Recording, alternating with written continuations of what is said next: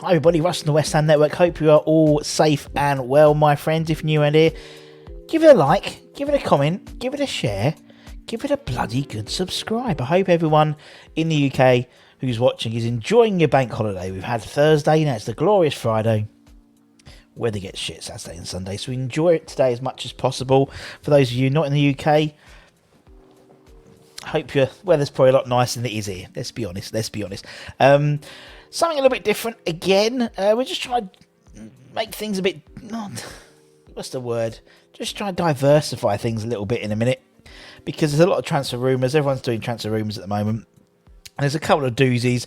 The Hammers headlines at 5 o'clock. We've got 3 transfer rumours in there. So there we go. So rather than bombard you with transfer rumours on your daily show, we thought we'd do things differently, a little bit differently. So yesterday we did the top 5 free transfers West Ham should sign. And I think the day before that, Anton did his piece about Connor Coventry. Before that, it was about... It was about Bissouma. It was about Bissouma and stuff like that. And also, we did a show day for yesterday, Wednesday night, which was Keep, Loan or Sell, where we look at the current squad and we go through them individually. Who should we keep? Who should we loan? Who should we sell? And, put everything out to a vote. And, we're going to keep a lot of people. And as I said yesterday, we did top 5 free transfers West Ham should sign. And this is going to be sort of an ongoing series. We're going to do top 5 players in the Championship West Ham should sign, and top 5 players from the relegated sides, top 5 players from Bundesliga, that type of thing. So that will be going on throughout the transfer window. But today we're going to talk about the season stat was. So we're looking a bit retrospectively, looking back at the season that we've had, because we have had a good season. But I don't think people really appreciate how much of a good season we've had, and actually how much of a good 2 seasons we've had, which is a very rare thing for West Ham to have good seasons. Oh, let me tell you, there we go. Which is very rare, West Ham to have 2 good seasons in a row, particularly in the top flight. So I've got a few stats, just a few stats and figures. Just while it's a bank holiday Friday. You've probably got having a barbecue. You're in the pub garden. I'm in the pub later. And actually, speaking about later on, make sure you hit the bell notification, because you may be doing a late show tonight if we can get people back from the pub, to be honest. So keep an eye out for that. Should be a bit of a giggle. We've got a nice sort of concept for the evening, so it should be quite fun. So I'm just going to go through a few facts and figures, really, in terms of the season stat was. And see, what I've done there is, you see, the season stat was. So I've taken out the word that and replaced it with the word stat, because we're talking about stats. Mental. Anyway. So, this is a really an interesting point, and I think it's something which I don't think we realise. Obviously we talk about, if we look at the season as a whole, yes, we could have maybe finished a couple of places higher. We could have done, in retrospect, but in the longevity of West Ham's history, we've never finished in the top 7 in consecutive seasons in the top division. So this is the first time ever in our history. That's going back through Vic Watson days. That's going back through, the Bobby Moore, the in terms of, Martin Peters, Sir Jeff, then Sir Trevor and Devo and Cotty and McAvenny, Di Canio, Joe Cole. We've never got to a situation where we've had 2 consecutive seasons in the top flight that we finished in the top 7.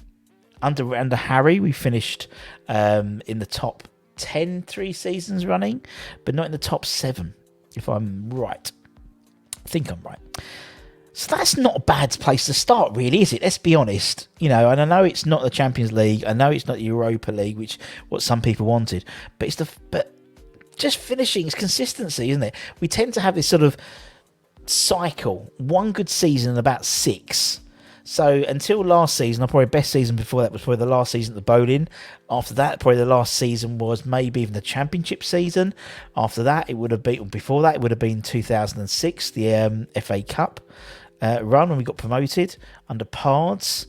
After that, it would have been the Redknapp era, really, 99-2000 type. Where we got to the UEFA Cup and we won the Intertoto and all that type of stuff. So we tend to have this sort of cycle. So having a situation we've gone rather than to me, that's a great season. I know it's not Champions League. I know we didn't win a cup. But I'm 41 years old this year, and I've never seen us win a proper cup, apart from the Betway Cup, of course, and the Intertoto. So, for me, that's a consistent approach. It's an approach where we're not necessarily having to look over our shoulder at relegation. And we shouldn't be doing that now. We shouldn't be doing that. What's next? Also, it's the first time ever in our history that we've qualified for Europe based on our league position. And I've spelt position wrong before anyone sends that. So it's the first time ever in our history we've qualified for Europe in consecutive seasons based on our league position. So that should be actually the consecutive seasons. But where we might have won the cup, and we've won the cup and then qualified for the season of, the following year, that's different. This is based on league position. The first time ever we've qualified for Europe in consecutive seasons based on league position.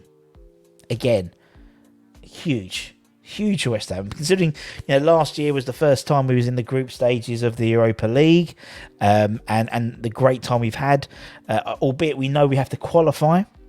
We know we've got to qualify for the group stages of the conference with the two-legged affair in mid-August. If we qualify, there's another guaranteed number of conference league matches, so people can go on a away day, and Christ knows where we're going to go. If we look at some of the teams, it's going to be fun. It's going to be an adventure. And that's what we want, I think, is an adventure. It's the first time ever in our Premier League history we've scored in every league home game. And indeed, if and again, to me, that's huge. The first time ever in our Premier League history, and also it's the longest time we've been in the top division without being relegated, I believe, as well. Again, it's usually about 10 years or so, particularly in modern history. But to score in every home game, the only other team that's done that this year is Liverpool. Not even Man City, the league champions. And Liverpool seem to score. I think they only failed to score in 2 or 3 games all season. But for us, that's huge. We're seeing our goals being scored. Christ, I remember there being a situation many years ago where, we'd have given our right arm to get a goal, let alone won every home game. And in terms of our top division, so that was just the Premiership. Going back for any division, I think it was 1983-84, but we were in the second division then. The first time since 1926-27 that we've scored in every top flight home league game. So that's almost 100 years. 100 years. Would that be 100 seasons? Well, you got sort of the war seasons, but still, that's, again, massive achievement. That is a huge achievement. And I think things like that, you just go, Christ. When you put it all together, you realise actually we've had not a bad season, really. With consecutive top 7 finishes for the first time ever in our history in the top flight. Qualifying for Europe in consecutive seasons based on league position. Scoring in every home league game. And indeed, this is our total goals. Let me move the West Ham Network logo.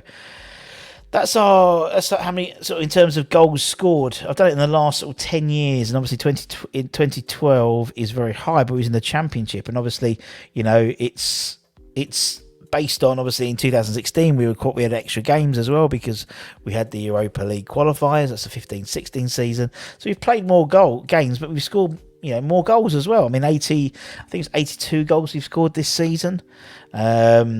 Last year was a great year as well for goals, considering we didn't have the Europa League. 70, just over, I think 75, 76 goals.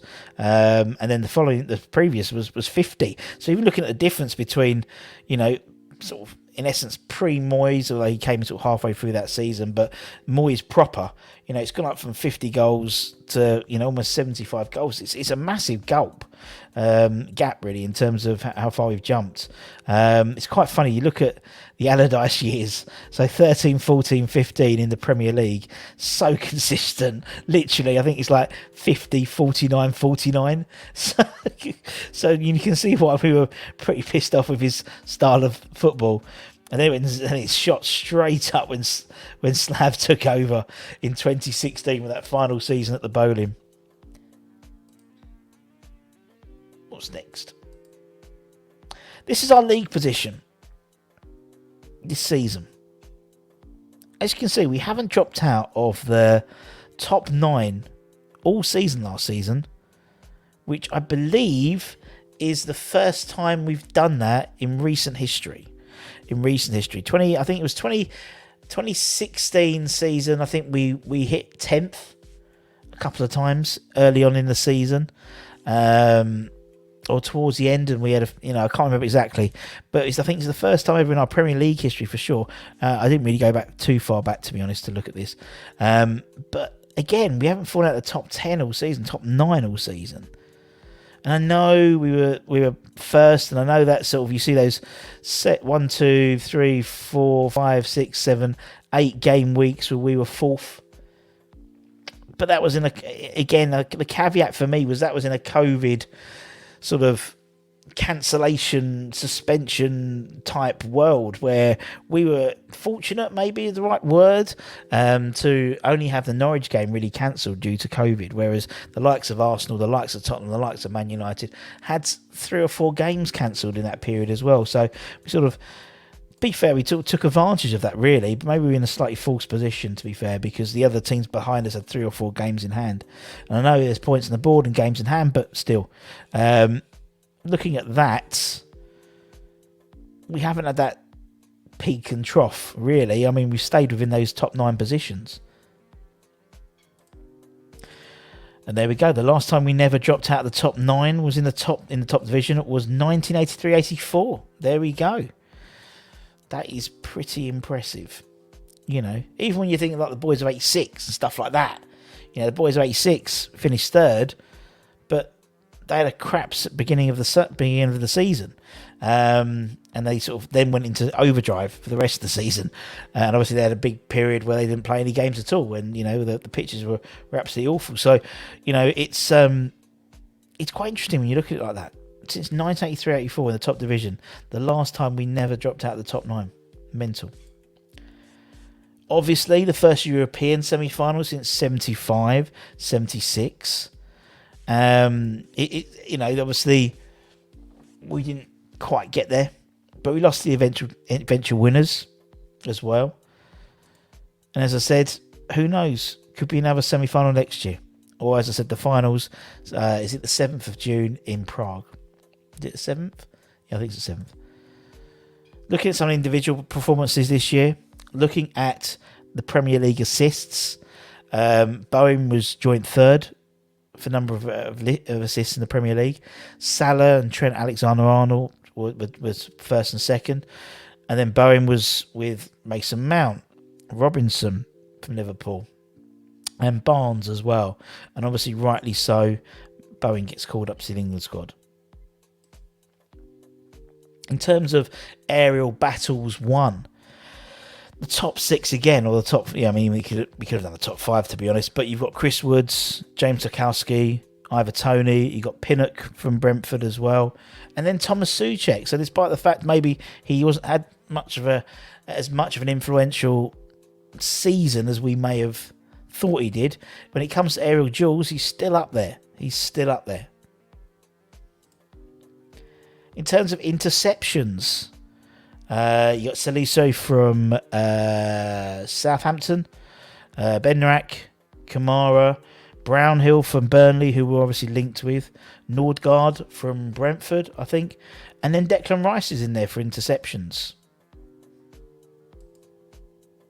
Distance ran, Milner, Nordgaard, Janet, Gilmore, Lise Melo, and then Souček. So again, despite the fact we think a situation where we think Souček hasn't done it as much as he's done it previously, he's still up there in terms of distance. He's still putting the hard yards with old Tommy Souček. It's difficult because obviously I think, and we said this before. We said this when we were talking yesterday about the Wednesday about the keep, sell, or loan. We talked about Thomas Souček, and I think just because the way he sort of handles himself, he does look like he's knackered all the time, but he puts distance in it. He's always up at the top in terms of distance run. So when you look at those types of stats, to me, it puts it a little bit into perspective. And I know everyone's gone a bit crazy at the moment because, you know, it just is, you know, it's just because we haven't sort of got any signings, because we haven't, you know, Now for Good is apparently close, Areola's close, and we see other teams around us or other teams below us buying, in terms of like Aston Villa, who are overpaying them their wages considerably, I'd suggest. We're like, and there's always all talk about Thomas Souček and Moyes falling out, and, you know, Sonny Perkins might be leaving and all this type of thing. You know, the transfer window isn't even opened yet. And I put together a list. It's a list of over 70 names we've been linked with already, which is ridiculous. So I thought I'd just send some stats. It's a good feeling Friday. Looking at some of those stats, you know, it was a good season. Let's see if we can build on it this season. And anyway, that's it. Just a little fun little video, just something a bit different, just to put things into a little bit of perspective, Pete, in terms of putting things into perspective there. We'll be back for Hammers Headlines tonight at 5 o'clock. As I said, we may have a late show tonight as well. Keep an eye out for that. If you're new around here, give it a like, give it a comment, no, not the Manscaped one, there we go. Well, you could get Manscaped if you want to. You bought all, thank you. As I said, if you're new around here, give it a like, give it a comment, give it a share, give it a subscribe. If you're new around here, consider becoming a channel member as well. We'll be doing our channel draw for a month. All our members get added, basically automatically entered into a monthly draw. We've got a signed photo from Tony Cottee and Frank McAvenny to give away this month, which we'll be doing probably tonight. And until that time, take care, everyone. Stay safe, wash those hands, stay lucky, stay cheeky, stay positive. Cheerio, take care, enjoy your bank holiday for those of you in the UK. I'll speak to you soon. Ta-ta for now.